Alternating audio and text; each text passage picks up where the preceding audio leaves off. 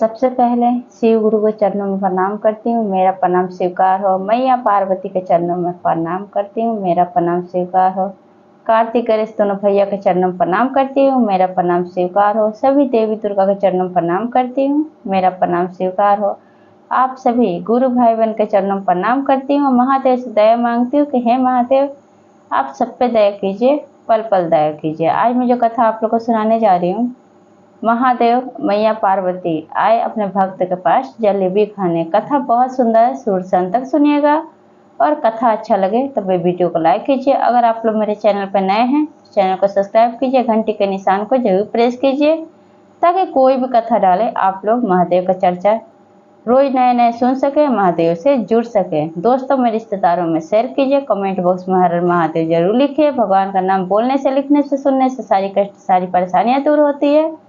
और गुरु भाई बहन, आप लोग से हाथ जोड़कर विनती करती हूँ कि आप लोग वीडियो तो देखते हैं, वीडियो को लाइक नहीं करते हैं। आप लोग के साथ से, आप लोग के सपोर्ट से महादेव का चर्चा और शिव शिष्य तक पहुँचे और भक्तों तक पहुँचे, तो वीडियो को ज़्यादा से ज़्यादा लाइक कीजिए। इससे ये होता है महादेव के जितने भक्त हैं उनके पास आसानी से वीडियो पहुँचता है। तो ज़्यादा ज़्यादा लाइक कीजिए, ज़्यादा ज़्यादा शेयर कीजिए। चलिए ज़्यादा बात नहीं करते, कथा शुरू करते हैं।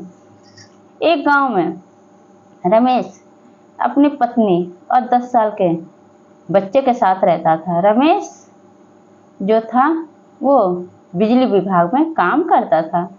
एक समय की बात है कि उसको कोई ट्रांसफर पर उसको तार जोड़ना होता है बिजली का। फोन आता है कंपनी से कि वहाँ का लाइट चली गई है। वहाँ पे आके एक बार पोल पे खड़ा होकर देखे कि उस पे कहाँ से तार का कनेक्शन कटा हुआ है। रमेश को जाना होता है। जब जाता है रमेश तो क्या करता है, जब तार का कनेक्शन करता है, जब उस पुल पर चढ़ता है, तार का कनेक्शन करता रहता है, उसी समय उसको बहुत जोर का करंट लग जाता है और गुरु भाई बहनों काफ़ी ऊंचाई से गिरने की वजह से नीचे गिरते गिरते उसको मौत हो जाता है, मर जाता है। अब उसकी पत्नी और उसका 10 साल का लड़का, भरी जवानी में उसकी पत्नी विधवा हो जाती है। अब इस समय से गुरु भाई बहन, अब पत्नी भी सोचने लगती है, देख के रो रो के महादेव की सच्ची भक्त रहती है और कहते कि हे महादेव, पति के बिना मेरी जीवन अधूरी है, मैं कैसे जीऊँगी। क्योंकि गुरु भाई बहन कहते हैं कि ससुराल में पति हो तो पत्नी का कदर होता है, अब मायके में माता पिता हो तब बेटी का कदर होता है। अगर ये दो जगह पे दो चीज़ ना हो तो कोई कदर करने वाला नहीं होता है, कोई पूछने वाला नहीं होता है। अब क्या होता है कि जो रमेश की पत्नी थी शोभा, अब वो बहुत दुखी होने लगती है। लेकिन फिर भी कहते हैं कि भगवान का सच्ची भक्ति, सच्ची श्रद्धा हो तो भगवान जरूर रास्ता दिखाते हैं, कोई ना कोई रूप में उसका सहारा जरूर बनते हैं। अब शोभा क्या करती है कि जब लड़का 10 साल का होता है, अब दूसरे घर में झाड़ू पोछा करके लड़के को पालती है, अपना घर का गुजारा करती है। लड़का 10 से 20 साल का हो जाता है। जब लड़का 10 से 20 साल का होता है, उसी समय शहर से उसका दोस्त आता है। जब संजय शहर से गांव आता है तब देखता है तो जो शिवम का पिता थे, क्योंकि रमेश के लड़के का नाम शिवम होता है, अब शिवम के पिता जो थे वो मर गए होते हैं। भरी जवानी में उसकी माँ विधवा हो जाती है। अब संजय से शिवम की माँ कहती है कि संजय, कोई काम हो तो तुम मेरे लड़के के लिए बता दो, क्योंकि हम लोग को तो जानते हो। शिवम कहता है कि संजय, तुम्हें तो पता है कि मेरे पिताजी का बिजली करंट लगने की वजह से मेरे पिताजी का मौत हो गया है। कोई काम होता बता देते तो मैं कर लेता, मेरे घर का गरीबी दूर होता। संजय कहता है कि हाँ शिवम, शहर में बहुत सारा काम है, इतना काम है कि फुर्सत नहीं मिलता है। तब क्या होता है, अब शिवम कहता है कि संजय, मैं भी तुम्हारे साथ अब चलूँगा। अब शिवम की माँ जब इतना बात अपने बेटे के मुंह से सुनती है शिवम से, तो कहती है कि नहीं बेटा, मेरे जीने का तुम ही एक आखिरी सहारा हो। तुम्हारे पिताजी तो चले गए भरी जवानी में विधवा करके, तुम्हें देख के मैं अपनी जिंदगी काट रही हूँ।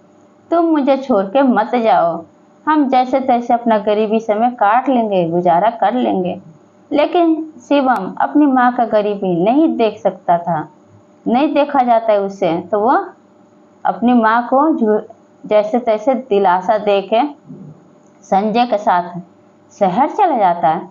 जब जाता है वहाँ पे तो 1 महीने के बाद फिर उसका दोस्त आता है गांव। अब गांव आता है तो क्या होता है गुरु भाई बहन कि कुछ पैसा शिवम अपनी माँ के लिए भेजता है संजय के हाथ से। संजय लाके पैसा दे देता है शिवम की माँ को, कहता है कि शिवम की नौकरी बहुत बड़े कंपनी में लग गई है और शिवम बहुत बढ़िया से काम कर रहा है। शिवम की माँ बहुत खुश होती है, महादेव को धन्यवाद देती है कि हे महादेव, आपका बहुत बहुत धन्यवाद, मेरे लड़के का नौकरी लग गया, इसमें सिर्फ आप ही का दया कृपा है, आपने ही दया अपना बरसाया है जो मेरे लड़के का नौकरी लग गया। अब क्या होता है गुरु भाई बहन, ऐसे शिवम काम करता रहता है और अपनी माँ के पास पैसा खर्चा पानी के भेजता रहता है। माँ बहुत खुश रहती है गांव में और कहीं भी काम नहीं करती है। अब उसका लड़का ही पैसा कमा कर भेजने लगता है। इस तरह से 1-2 महीना भेजता है। 2 महीने के बाद अब कोई शिवम का खबर नहीं मिलता है। शिवम की माँ बहुत परेशान हो जाती है। अब 2-3 महीने के बाद अब उसका दोस्त संजय जब गांव आता है, जब शिवम की माँ का नज़र पड़ता है कि संजय गांव में आया है, तो संजय के पास से जाकर पूछती है कि आखिर मेरे शिवम का कोई खबर नहीं मिल रहा है, आखिर ऐसी क्या बात है। तब कहता है संजय शिवम की माँ से कि माँ जी, शिवम जहाँ पे काम कर रहा था उसी मालिक से, सेठ से लेके बहुत सारा लाखों का कर्जा लेके उसने बिजनेस शुरू किया था, लेकिन वो कर्जा दे नहीं पाया, इसलिए सेठ जी उसको बंदी बना के घर में रख लिए। उसको कहीं जाने नहीं देते, गांव आने के लिए बहुत बेचैन था शिवम, लेकिन सेठ जी जाने नहीं दिए। कहने लगे जब तक तुम अपना कर्जा नहीं चुकाओगे मैं तुम्हें यहाँ से नहीं जाने दूंगा। उसको जेल में डलवा दिए हैं। इतना बात जब शिवम की माँ सुनती है शोभा, अब कहती है कि संजय जब तुम जाओगे शहर तो मैं भी तुम्हारे साथ जाऊंगी।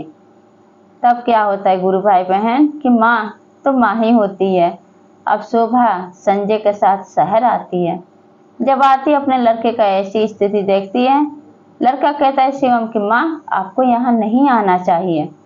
कहती है जो शिवम की माँ थी शोभा, कहती है कि मैं तुम्हें इतना दुख में कैसे देख सकती हूँ। कहती है कि लो थोड़ा सा पैसा है, चलो सेठ जी को दे देते हैं और कुछ दिन का मोहलत मांगते हैं और कुछ दिन बाद ही सेठ जी का सारा कर्जा हम चुका देंगे, दे देंगे हम दोनों मिलके। तब क्या होता है गुरु भाई बहन, अब थोड़ा पैसा जो बचा के रखी थी, जो जेवर था पुराना, बेच के थोड़ा पैसा ला के 1-2 लाख रुपए और जाके शिवम के साथ उस सेठ जी को दे देती है। कहती है हाथ जोड़ के कि सेठ जी आप मुझे थोड़ा सा मोहलत दे दीजिए और मैं और मेरा लड़का शिवम हम दोनों मेहनत करके काम करके आपका सारा पैसा चुका देंगे, आपका पाई पाई चुका देंगे, तब भी यहाँ से मैं अपने बेटे शिवम को गांव लेकर जाऊंगी। सेठ जी कहते हैं ठीक है, मैं तुम्हें 1 महीने का मोहलत देता हूँ। 1 महीने में अगर तुमने मेरा कर्जा नहीं चुकाया तो मैं तुम दोनों को अपने घर से जाने नहीं दूंगा, तुम्हें यहीं पे बंदी बना के तुम लोग को जेल में दोनों माँ बेटे को डाल दूंगा। अब क्या होता है गुरु भाई बहन, अब दोनों बहुत चिंता में पड़ जाते हैं और दोनों काम के तलाश में यहाँ वहाँ भटकने लगते हैं, माँ और बेटे शोभा और शिवम दोनों। अब क्या होता है कि उसी शहर में एक शिव मंदिर होता है। जब चार तक घूमते घूमते घूमते घूमते कहीं काम नहीं मिलता है, शिव मंदिर के जो सीढ़ी होता है वहाँ पे बैठ जाते हैं माँ और बेटे शोभा और शिवम। अब बैठ जाते हैं तो क्या देखते हैं कि एक बूढ़ा आदमी जो बूढ़ा हो गया था वो आ रहा है। तब पूछता है आके शिवम से कि बेटा क्या बात है, तुम इतने दुखी क्यों हो।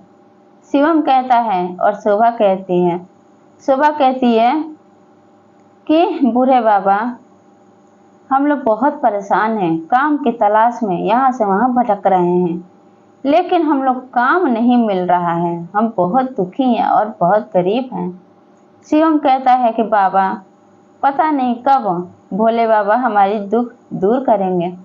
बूढ़े बाबा कहते हैं कि तुम्हारे दुख महादेव बहुत जल्दी दूर कर देंगे, सारा तकलीफ दूर हो जाएगा। तुम एक काम क्यों नहीं करते, तुम मेरा दुकान क्यों नहीं चलाते, तुम रबड़ी और जलेबी का दुकान करो, बहुत अच्छा चलेगा। और 3 हिस्सा में 2 हिस्सा तुम लोग का लगेगा, 1 हिस्सा मैं लूँगा, क्योंकि मेरा उम्र हो चुका है इसलिए मैं दुकान नहीं लगा पाता हूँ। और जितना पैसा चाहिए पैसा भी ले लो, बिजनेस शुरू करो। कहती है शोभा और शिवम कि हमारे पास पैसा नहीं है। बूढ़े बाबा कहते हैं मेरे पास बहुत पैसा है, लेकिन बिजनेस करने वाला कोई नहीं है, मैं बुजुर्ग हो गया हूँ, मेरे से काम नहीं होता, उम्र बहुत ज़्यादा हो गई है, तो तुम दोनों कर लो। ये बात सुन के शोभा और शिवम दोनों महादेव का धन्यवाद करते हैं कि हे महादेव, आप ही के दया से, आप ही की कृपा से हमें रास्ता मिला हमारी गरीबी दूर करने का।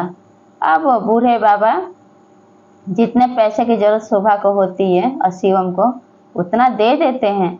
अब दोनों दुकान कर लेते हैं रबड़ी और जलेबी का। वहाँ पे रबड़ी जलेबी खाने वाले जितने भी लोग आते थे सब बहुत पसंद से खाते थे, गरीब भी आते थे, अमीर भी आते थे।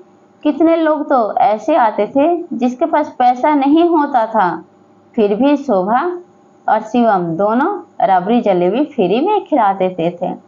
फिर एक दिन की बात है कि वही सेठ जो पैसा देकर बिजनेस करवाए थे, वही बूढ़े बाबा आए और उनके साथ एक महिला आई। दोनों आके और रबड़ी और जलेबी खाए। शोभा और शिवम दोनों ने रबड़ी जलेबी खिलाए। महिला कहती है कि हाँ, आपके हाथों में तो जादू है, महादेव ऐसा लगता है जैसे आपके हाथों में अमृत भर दिए हैं, बहुत सुंदर जलेबी आप बनाई हैं, बहुत स्वादिष्ट है, रबड़ी और जलेबी तो लाजवाब है। तब कहती है शोभा वो बूढ़े आदमी को, और शिवम दोनों मिलकर कहते हैं, शोभा कहती है कि आपका तीसरा हिस्सा पैसे रखी हूँ मैं, आप अपना ले जाइए। तो क्या कहते हैं जो सेठ जी थे, जो बूढ़े बाबा बन के आए थे, कहते हैं कि मैं तो अपने हिस्से का कब का ले लिया हूँ, जो तुम दोनों माँ और बेटे गरीबों को बिना पैसा लिए रबड़ी जलेबी खिला रहे हो, उसी से मुझे मेरा तीसरा हिस्से का पैसा वसूली हो गया है। अब शोभा कहती है कि बाबा हमें तो नहीं पता, हमने गलती कर दिया हो तो माफ़ कर दीजिए, हमने तो आपसे पूछा भी नहीं है। जो यहाँ पे भूखा आता है तो उन लोगों को हम भूखे कैसे जाने दे सकते हैं, जबकि हम खुद गरीब हैं और गरीब की मदद करना हम लोग का धर्म है माँ बेटे का। तब क्या होता है गुरु भाई बहन, जब इतना बात शोभा कहती है, अब बूढ़े बाबा असली रूप में आ जाते हैं, जो असली रूप में महादेव बन जाते हैं, और जो महिला थी वो मैया पार्वती बन जाती हैं। जब दोनों देखते हैं शोभा शिवम दोनों आके पैर में गिर जाते हैं और कहते हैं कि प्रभु आप ही लोग थे, हम तो आपको पहचान नहीं पाए। तब कहते हैं महादेव कि हाँ मैं ही था, और दिन पर दिन जब दुकान करने लगे थे तो सारा दुख तकलीफ शोभा का दूर हो गया, और उन पैसों से जलेबी रबड़ी बेच के अपना घर द्वार सब बना लिए थे, और इतना पैसा हो गया था महादेव के दया से कि अब कोई चीज़ का कमी नहीं था। जब महादेव मैया पार्वती जब ये बात बोले शोभा से, शोभा जब हाथ जोड़ के बोली कि महादेव आपने तो हमारी सारी गरीबी सारी दुख दूर कर दी है। तब कहते हैं महादेव शोभा से और शिवम से, तुम दोनों हमेशा ऐसे दिनों रात तरक्की करते रहोगे, तुम्हारे पास कभी भी कोई चीज का कमी नहीं रहेगा। और जो मेरा भक्त है, जो सच्ची आस्था रखता है, मैं उसको कैसे दुख मुसीबत में देख सकता हूँ। उसकी मदद करना मेरा धर्म है। मैं सदैव हाँ उस इंसान उस भक्त के साथ रहता हूँ जो सच्चे मन से सच्चे हृदय से गरीबों की सहायता करता है, भूखों को खिलाता है, प्यासों को पानी पिलाता है। तो जो भी तुम्हारे पास धन है और जो भी राबड़ी जलेबी से तुम कमाओगे, उस पैसे को हमेशा अच्छे कामों में खर्च करना, भूखों को भोजन कराना, दान करना, पुण्य करना, भंडारा करना, सब कुछ अच्छा अच्छा काम करना, गरीबों की सहायता करना, बेसहारे को सहारा देना। जिस तरह से मैं तुम लोग को सहारा दिया हूँ, उस तरह से तुम लोग भी सहारा देना। तब क्या होते गुरु भाई बहन, शोभा उसके लड़के पर अपना दया कृपा बरसा के और सेवा कोई चीज की दुख तकलीफ नहीं होते, और वहां से महादेव मैया पार्वती अंतर्ध्यान हो जाते हैं। तो इसलिए कहते हैं गुरु भाई बहन, भगवान भोलेनाथ को खुश करना है तो सच्चा मन होना चाहिए, सच्ची भक्ति होनी चाहिए, सच्ची आस्था होनी चाहिए। तो ये चर्चा आप लोग को कैसा लगा कमेंट बॉक्स में जरूर बताइए, और सब बोलिए हर हर महादेव, माता पार्वती की जय।